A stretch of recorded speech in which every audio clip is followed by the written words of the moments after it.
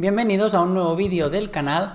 Continuamos con los vídeos de magnitudes vectoriales, ¿vale? Mi nombre es Rubén Sebastián y hoy vamos a resolver paso a paso un problema de vectores y aviones que suele salir en el tema 0 de física de bachillerato o en los temas de física de cuarto de la ESO. Entonces, problema sencillito, ¿vale? Vamos a hacer también otro vídeo con otro problema de vectores también y aviones o otra cosa parecida, ¿vale? Y este es el primero, que es bastante facilito. En el problema nos dicen que un avión se desplaza por un plano horizontal, ¿vale? Un plano de un eje de coordenadas, dos dimensiones, mediante el vector v, 500i más 150j, kilómetros por hora. Estas son las componentes vectoriales, ¿vale? Faltarían las flechitas en la i y la j, que con el programa no lo puedo dibujar, ¿vale? Pero es la componente vectorial del movimiento del avión. Y nos dicen que el viento de la zona tiene una intensidad de 20i y 30j kilómetros por hora. Nos piden que determinemos la velocidad real con la que se desplaza el avión. Entonces, lo primero que tenemos que tener claro, y vamos a hacer un pequeño dibujo para que quede claro todo el problema, es que nosotros, pues, tenemos aquí nuestro eje de coordenadas y tendríamos el avión que se mueve con esas componentes que hemos dicho, 500i, que son los 500 en horizontal, y 150 en vertical, ¿vale? Todo esto lo hemos explicado ya en otros vídeos. Sería algo por el estilo a esto. Esto sería la velocidad o el movimiento del avión. Por lo tanto, vamos a poner VA, ¿vale? Con la flechita del vector. Y luego nos dicen que a este avión pues hay que tener en cuenta que también hay un viento de 20-30. Pues el viento, como es 20-30, pues lo podríamos dibujar aquí, mucho más pequeñito, ¿vale? Esto lo estoy haciendo rápido para que entendáis el problema, no es proporcional ni mucho menos este eje de coordenadas, ¿vale? Y este sería el vector viento, vamos a ponerle VV, ¿vale?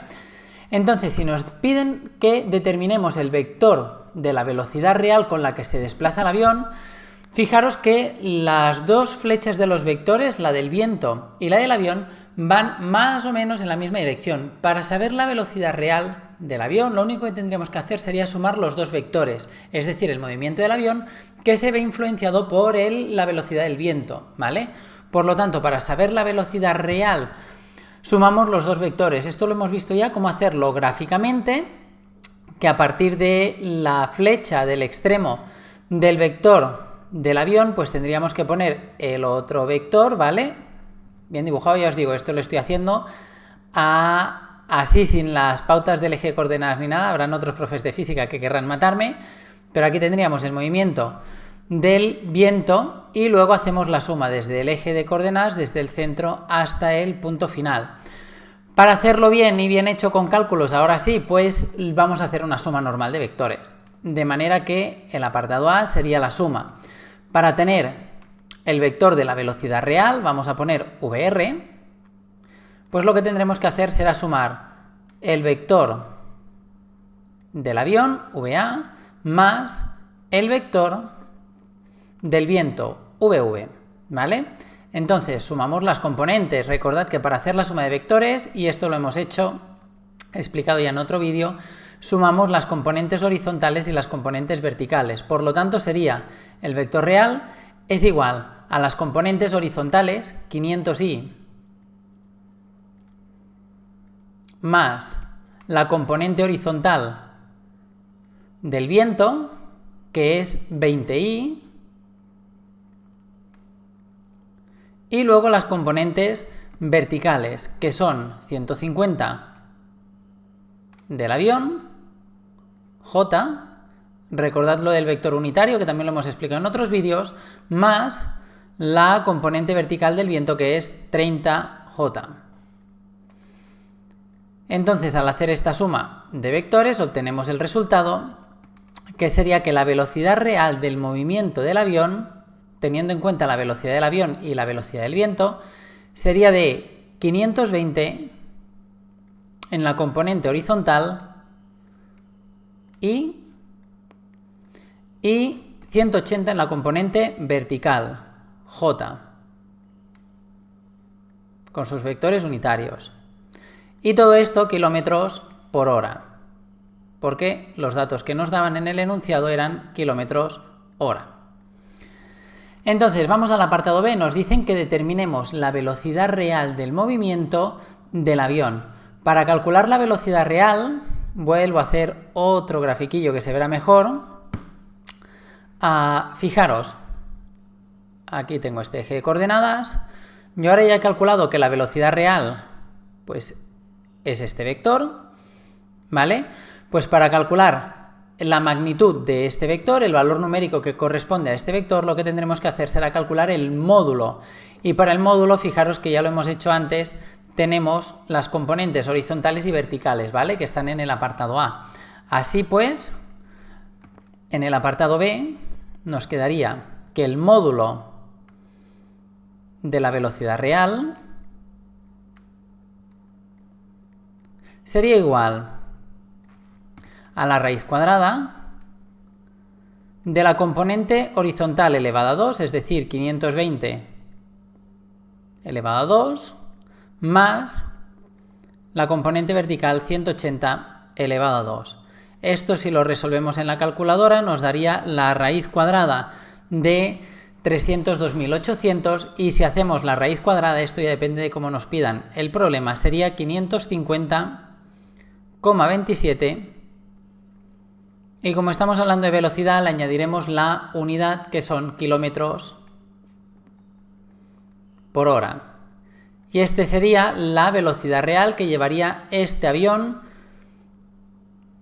teniendo en cuenta la velocidad del viento y la velocidad de movimiento del avión.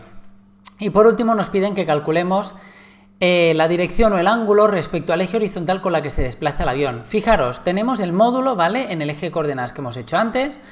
Pues el ángulo respecto al eje horizontal sería este que estoy dibujando aquí en lila, ¿vale? Este sería el ángulo alfa.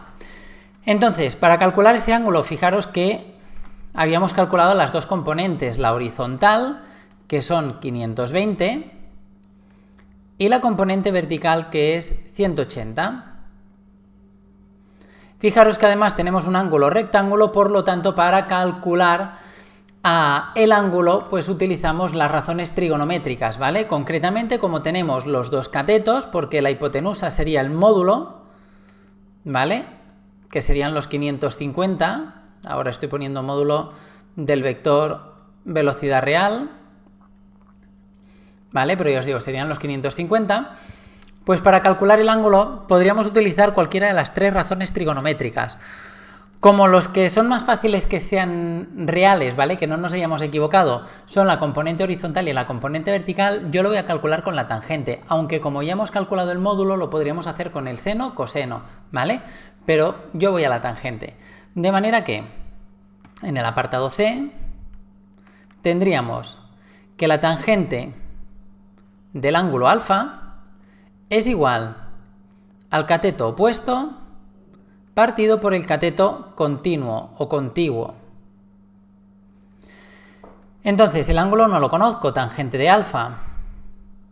El cateto opuesto, como yo estoy mirando el ángulo que tengo aquí marcado de lila, el opuesto es el que está enfrente, que es el de 180. Por lo tanto, cateto opuesto 180. Y el cateto continuo es el de, o adyacente, es que depende del sitio, se llama de una manera o de otra, es el de 520.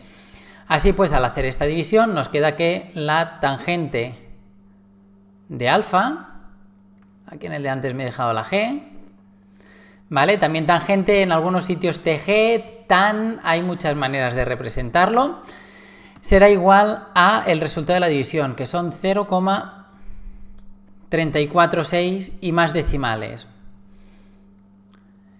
Y ahora, para calcular el ángulo, pues tenemos que hacer... Depende de la calculadora, a mí no me gusta llamarlo así, ¿vale? Es la tangente menos 1 o el arc tangente, ¿vale?, para calcular el ángulo. Depende de lo que pone en la calculadora, unos alumnos le llamáis de una manera o de otra.